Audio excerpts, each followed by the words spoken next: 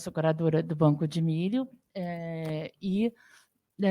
eu acredito que essa divisão fique em torno de 80% curadora, 20% melhorista. Eu sou muito mais curadora que melhorista, mas curador é bom ter um pezinho lá no melhoramento, ter alguma atividade lá, e uma dessas coisas que eu quero ver com vocês hoje, até para a gente ver a questão de como usar. O curador que tem uma formação de melhoramento, eu acho que ele amplia as possibilidades de uso do banco de germoplasma. Essa foto é uma foto do galpão, um galpão sempre um pouco bagunçado, né? Ali dá para ver, e são milhos colhidos, assim, só de longe a gente vê cores diferentes ali e vê que existe muita variabilidade do banco de germoplasma. Como é que passa para frente aqui? Não. Acho que eu estou apontando para o lugar errado.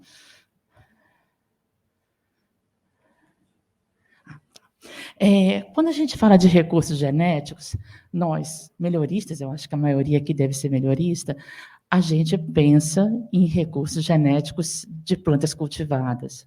Mas é bom sempre lembrar... passou um a mais, eu acho que eu pedi para voltar para o outro. É sempre bom lembrar que os recursos genéticos são espécies com importância não só econômica, mas científica, social, ambiental, que tem valor atualmente e um potencial de uso futuro, e eles são a base, aí voltando a pensar como melhorista, para o desenvolvimento de novas cultivares. Então, recursos genéticos não inclui só plantas cultivadas, mas inclui também as plantas que não são cultivadas e um dia poderão vir a ser. Quando a gente pensa em recursos genéticos também, a gente pensa muito no que está dentro da câmara, né? Mas a gente tem que lembrar também que existe a conservação in situ e a ex situ, e dentro dessa ex situ também existem várias formas de conservação, não são só as sementes ortodoxas que ficam dentro da câmara, tem possibilidades de on-farm, né? E a gente pensa quais são esses recursos genéticos e onde eles são preservados. Então, eu queria começar dando alguns números. Se a gente for pensar a maior reserva de recursos genéticos ex situ, que, aliás, vai ser o foco hoje, apesar da gente estar falando que existam recursos genéticos cultivados ou não, o nosso objetivo aqui, como melhorista, é falar mais sobre os recursos genéticos conservados de forma ex situ, em câmaras, e alguns exemplos vão ser dados em cima do milho, que, afinal de contas, é uma cultura que eu já trabalho há cerca de 20 anos. A maior reserva mundial de sementes do mundo é aquela reserva que está lá em Svalbard. Hoje ela tem mais de 1 milhão de amostras preservadas lá, tudo semente ortodoxa.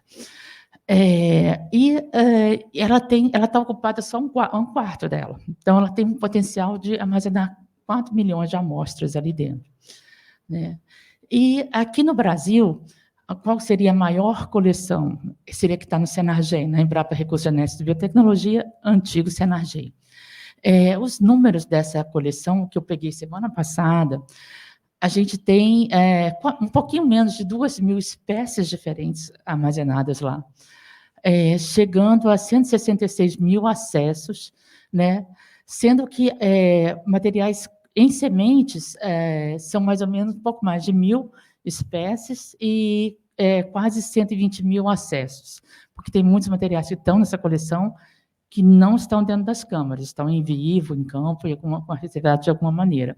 Aí tem uma foto de cada um, uma foto da reserva de Svalbard e uma foto do banco genético lá no Senargem.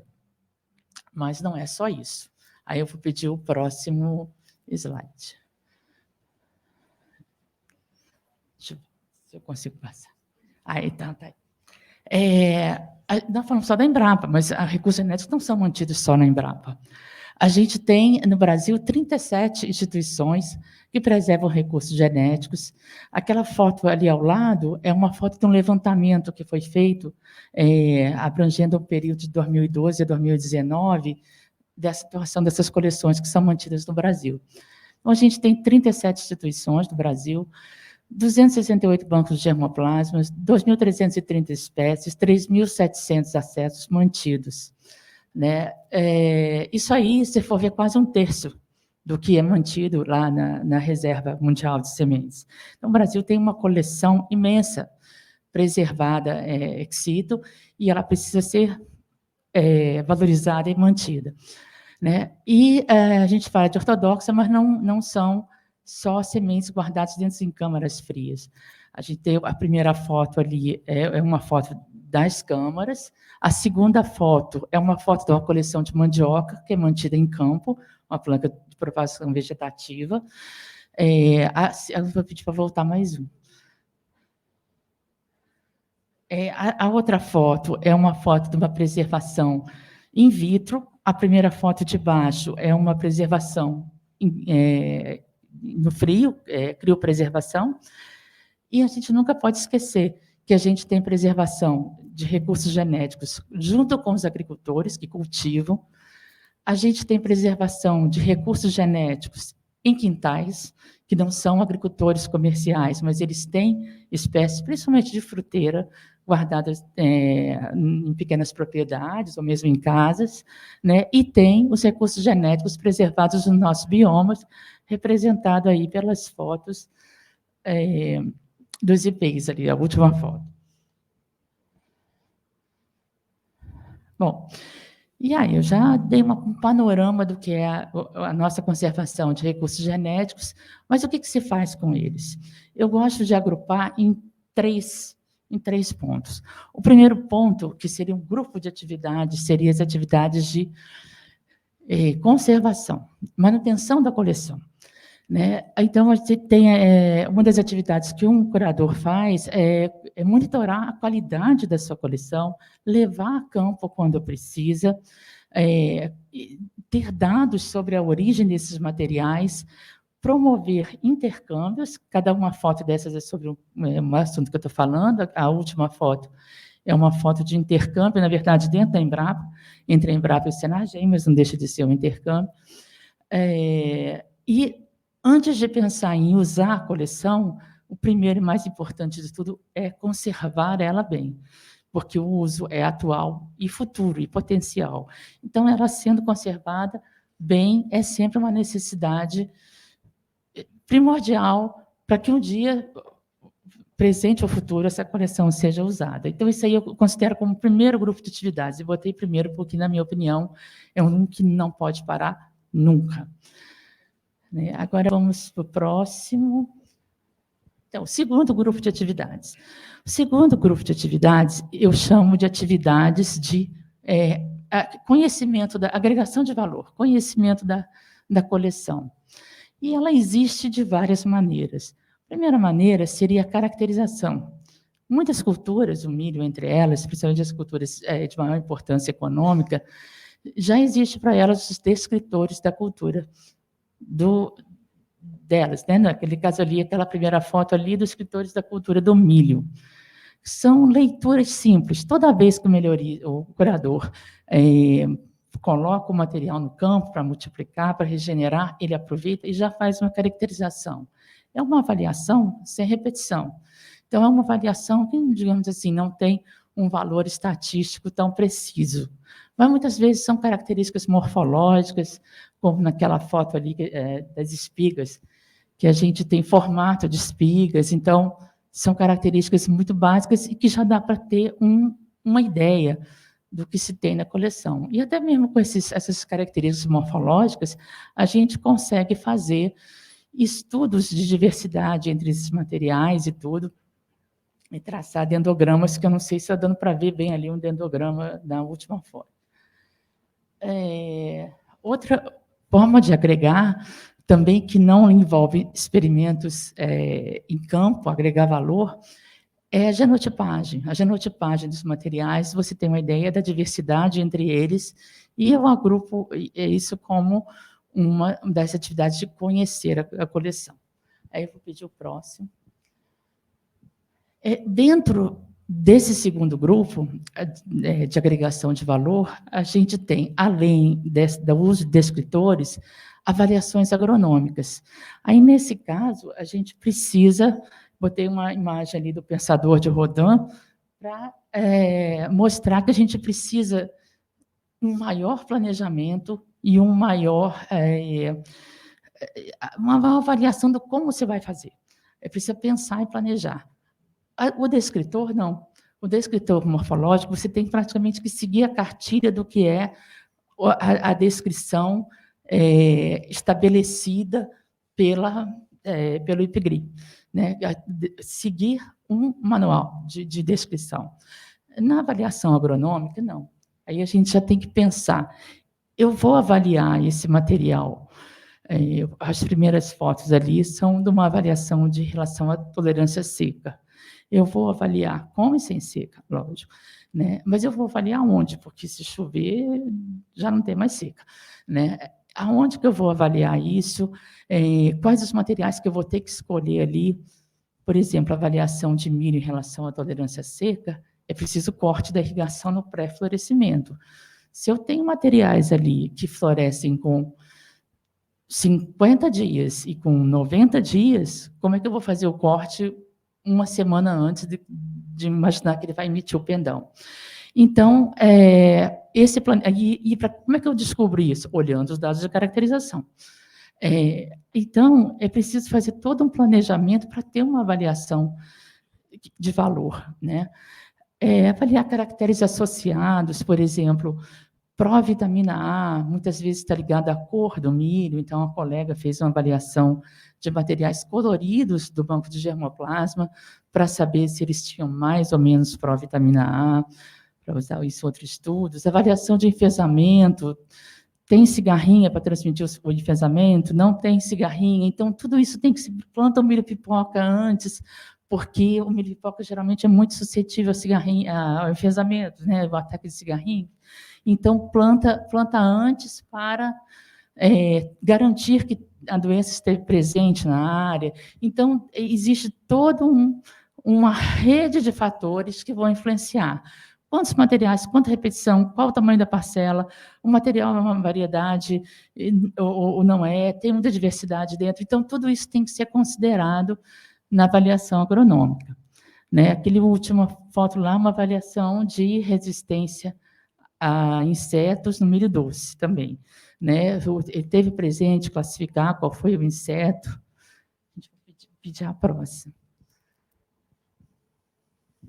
Bom, até agora eu falei de agregar valor considerando características de um material individual, né? Existem, pelos descritores, pela avaliação agronômica, mas existem outras formas de agregar valor, como, por exemplo, aquela foto do meio ali, são fotos de raças de milho. Então, estudar o material em suas raças, classificar o material em raças, na classificação mais clássica e classificações mais modernas, né? Estudar como se comporta um determinado caráter naquele conjunto de materiais que tem no banco de germoplasma.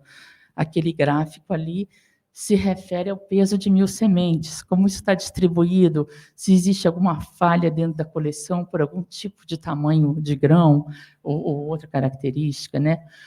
O mapa se refere, o que está marcado em verde são as áreas indígenas do Brasil, e os outros pontinhos foram onde houve coleta de materiais de raças indígenas próximos às áreas indígenas.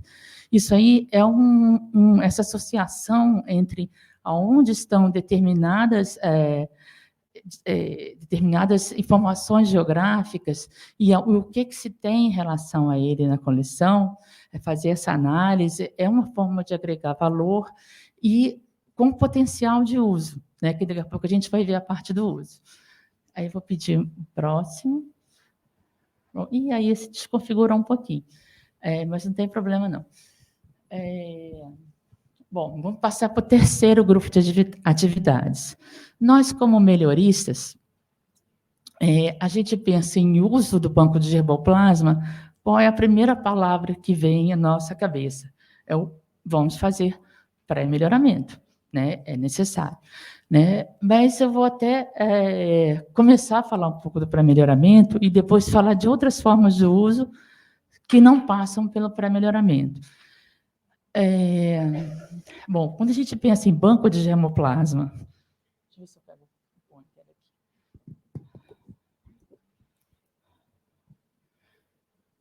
Quando a gente fala de...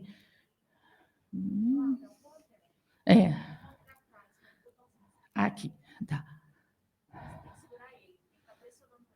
Tá. Quando a gente... Não, isso sumiu. Ah, tá aqui, eu estou fazendo... Quando a gente fala no banco de germoplasma, num ponto, e no outro ponto a gente tem cultivares comerciais, o slide sai um pouco do local. Existe entre esses dois materiais aqui uma distância. E dependendo da cultura, essa distância é maior ou menor. Eu tenho a impressão, não sei se é porque eu trabalho com milho, que a maior distância, a cultura que mantém maior distância entre o que está no banco de germoplasma e o que é o comercial, é o milho. Isso porque o milho é uma das espécies mais melhoradas. O banco de germoplasma ele está lá para ser mantido, não para ser melhorado. O que tem que ficar lá tem que ficar do jeito, digamos assim, como se fosse uma fotografia e não um filme.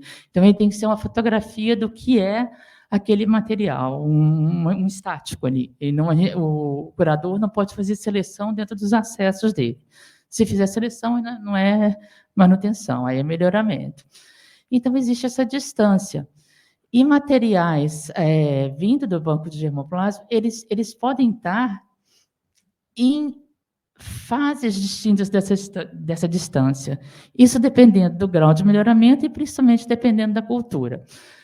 Os materiais de milho estão geralmente bem próximos aqui ao que é o banco de germoplasma, os acessos do BAC, e longe do que são as cultivares comerciais. Então, para usar esses materiais por meio do pré-melhoramento, é importante, primeiramente, adicionar esse valor. Por isso, aquelas atividades que eu falei como segundo grupo são tão importantes. Sem saber o que tem lá, não tem chance de usar. O que tem no banco de germoplasma não tem chance de usar esses acessos diretamente no melhoramento.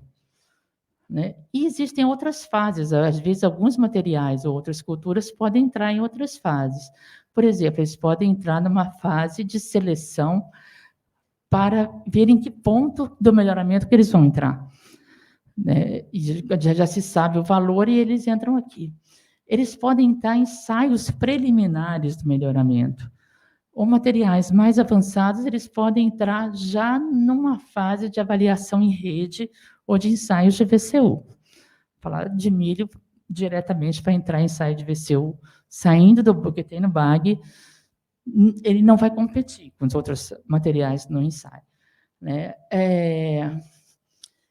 Então, é importante que o melhorista considere vários aspectos para planejar essas ações e ver aonde que aquele material dele tem potencial e aonde ele deve ser inserido para que um dia ele chegue, ou pelo menos parte dele chegue, numa cultivar comercial.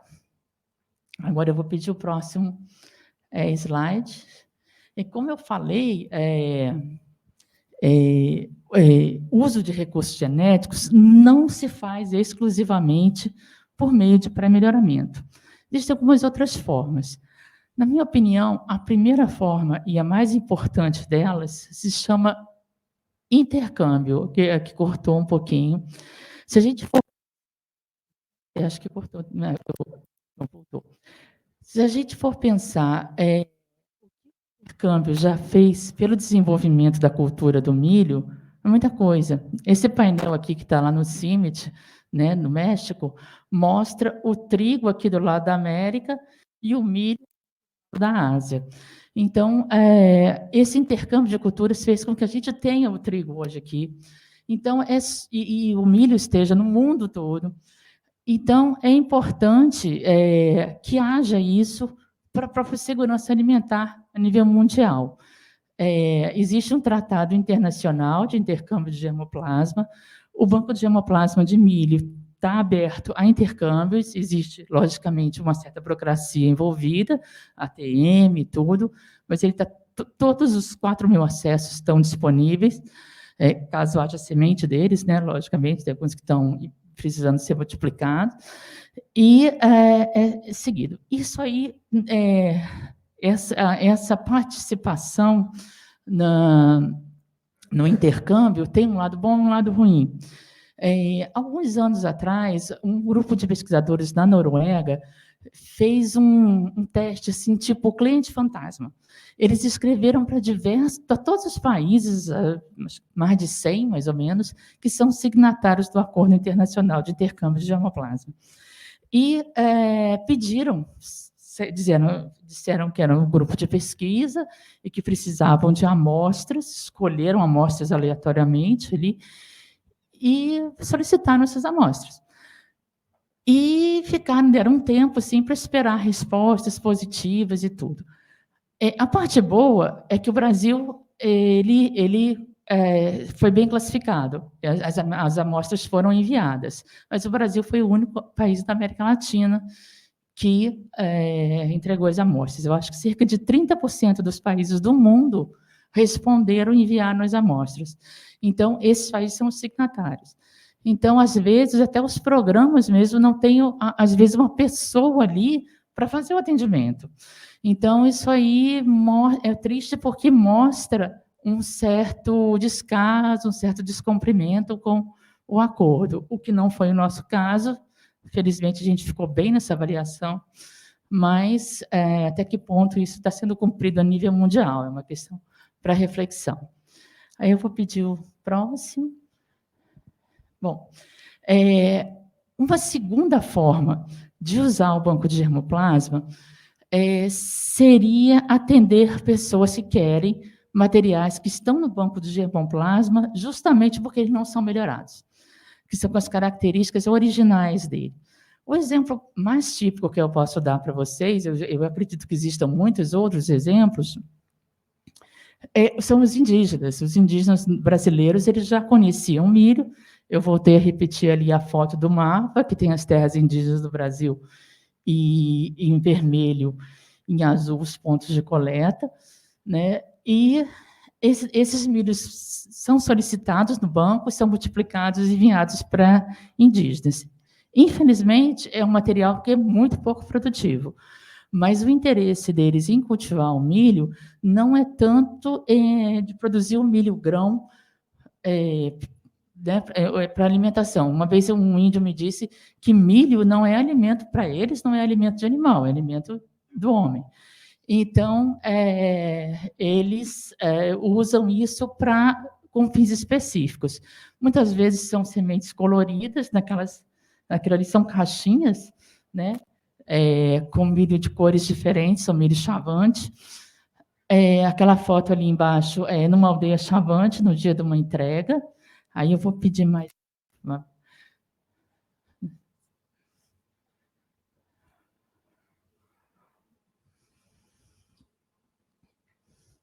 E aí são algumas fotos que representam o que esse trabalho é. A primeira foto ali mostra o curador anterior a mim conversando com um ancião, e esse ancião, eu estava lá no dia, ele ficou numa emoção muito grande de saber que ele ia conhecer o milho. Tá joia, obrigada. Ele ia conhecer o milho que ele não via desde quando ele era criança.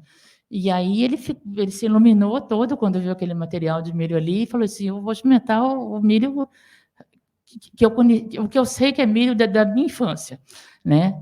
Outra preocupação é que os anciãos têm uma preocupação grande com as crianças. A segunda foto é das crianças. As crianças, muitas vezes, não conhecem aspectos da cultura e da cultura alimentar deles. Então, o material voltando para as aldeias indígenas, do jeito que eles eram algumas décadas atrás, é possível que as crianças conheçam essa parte da cultura deles. A última foto do lado de cima foi tirada do Chavante também, e os índios estavam concentrados numa preparação para passar rito de passagem para a vida adulta. E no cerimonial desse rito de passagem, envolvia fazer um bolo de milho, mas que não podia ser feito com qualquer milho, tinha que ser com milho Chavante. E eles falaram para mim: esse ano a festa vai estar completa, porque nós vamos poder ter o bolo Chavante também na nossa festa de passagem, chama festa de furar a orelha, que eles furam a orelha e eles deixam de ser crianças e passa a ser adultos. E aí tem todo, né, uma festa lá. E a foto de baixo, para mim, é a foto mais importante. Esse dia dessa foto de baixo, eu não estava lá. Me mandaram a foto depois, que eles colheram o milho, porque a gente se preocupa muito, muitas dificuldades que eles têm nas aldeias, se eles vão plantar, mas se eles vão colher a semente que a gente envia, se eles vão plantar, eles vão colher. Então, aquela foto ali foi mostrar que escolheram o milho, né? E aí foi, eu acho importante isso, que eles consigam não depender da Embrapa, eles terem as sementes deles, que isso vai significar, na minha opinião, soberania para eles. Aí eu vou pedir mais uma Bom, mais uma forma de usar o banco de germoplasma, no caso do milho, vai ser meu exemplo de novo, são os usos especiais do milho. Todo o programa de melhoramento, ele está baseado no milho grão. Todo não, mas 99% está baseado no milho grão. Atributos especiais do milho, aqueles genótipos que estão correndo ali, digamos, naquela linha de produção ali do milho comum, não consideram atributos especiais. É quase como se fosse outro programa dentro do programa, um melhoramento de milho para algum uso especial. Só que existem muitos usos especiais. E, às vezes, essas características estão no banco de germoplasma, mas não estão na coleção elite do melhorista. E quais são? Eu trouxe aqui um exemplo de alguns. Várias fotos, elas ficaram pequenininhas, porque eu quis colocar muitas fotos no slide só para mostrar, né, a diversidade que a gente tem de formas de uso também. E a gente tem ali uso silageiro, biocombustíveis, mini milho, milho ceroso, milho pipoca, milho doce, produção de bebidas, produção, por exemplo, de tortilha mexicana com milho preto, que a tortilha fica colorida, isso aí no Brasil a gente não usa, mas existe. Um milho muito comum nos Andes, chamado choclo, que é um milho tamanho de uma moeda de um grão, tamanho de uma moeda de R$1, quase. Não vai bem aqui no Brasil, mas isso está ligado à culinária andina, e é importante para eles. A produção de materiais com milho farináceo, que é o caso do milho indígena, a maioria dos milhos indígenas são farináceos. Aí aquela foto que tem uma folha ali no meio, ela mostra a produção de um pão indígena. Uso de cabelo de milho para fabricação de chá. Aquela foto ali que tem uma coisa embalada em verde é o cabelo de milho para fazer chá. Uma bebida também típica peruana chamada chicha morada, que faz com milho colorido. Rosário feito com grãos de milho. Isca, eu já recebi um pedido disso. Um milho bom para fazer isca de peixe. Então, o uso de milho para isca de peixe. E ali mostra o produto comercial, aquela que está ali embaixo, que tem embalado, né, com uma embalagem branca, está sendo vendido como isca para peixe. Parece que as características têm que ser macio e grande, o milho. Uso da palha no artesanato, que foi um trabalho que eu participei, como a professora Thelma falou, que aí usa palhas coloridas, são características que existem em materiais do banco de germoplasma, nenhum material comercial tem palha colorida, tem palha macia, ainda tem outros, palha de cigarro, né, que a gente não trabalhou com isso, mas existe demanda. Aí eu vou pedir mais um. Bom, agora, voltando ao pré-melhoramento, sempre que eu falo de pré-melhoramento, eu gosto de mostrar essa foto. Essa foto aí é uma multiplicação do banco de germoplasma ao lado de um ensaio de DHE, distribuibilidade, homogeneidade e estabilidade. Então, era um material para ser lançado ao lado do material não melhorado. Aí deu um vento, né? O vento foi mesmo, lado a lado. O material do banco de germoplasma, como se fala, penteou todo, né? Ele tombou todo. E o material melhorado ficou todo em pé. Então, quando a gente compara o material do BAG com o material melhorado, não é só a produtividade, existem várias características relativas à planta e tudo, que elas não têm padrão comercial. Então, por isso se torna tão importante assim o pré-melhoramento. Né? Bom, o pré-melhorista ele deve desenvolver materiais focados, as características têm que focar no mercado de sementes, mas antes de ser aceito no mercado de semente, aquele material que o pré-melhorista está trabalhando tem que ser aceito no programa de melhoramento. Porque se o mercado de semente ele tem uma característica boa para o mercado, mas ele não se ajusta em ponto nenhum do programa de melhoramento, não tem futuro. Que ele vai ter que passar, uma hora o pré-melhorista tem que entregar para o melhorista para ele fazer a finalização. E se o melhorista falar, não sei onde eu coloco isso no meu programa, morreu ali, né? Um detalhe que as atividades do pré-melhoramento, elas têm uma sobreposição com materiais, com atividades do banco de germoplasma. Essas atividades que eu chamei de segundo grupo do banco de germoplasma, principalmente a que envolve avaliação agronômica, elas estão presentes, elas são um pouco pré-melhoramento, um pouco valoração de recursos genéticos. Aí eu vou pedir a próxima, que deve ser uma das últimas. Bom, e o que o pré-melhorista faz? Quais seriam as atividades? Bom, uma atividade clássica é desenvolver coleções núcleo, que são, na verdade, uma coleção núcleo é uma organização da diversidade da coleção e a escolha de representantes dessa organização. Por exemplo, a coleção de germoplasma, a coleção núcleo do banco de germoplasma, ela está classificada por regiões, por tipo de grão, por origem do material. Então, todo o banco de germoplasma ele foi classificado, e dentro de cada grupo foi tirado representantes, né? Então, foi um exercício em termos de organizar essa coleção. Uma informação importante do banco de germoplasma importante para o melhorista, principalmente melhorista de milho, com qual grupo heterótipo determinado acesso se combina.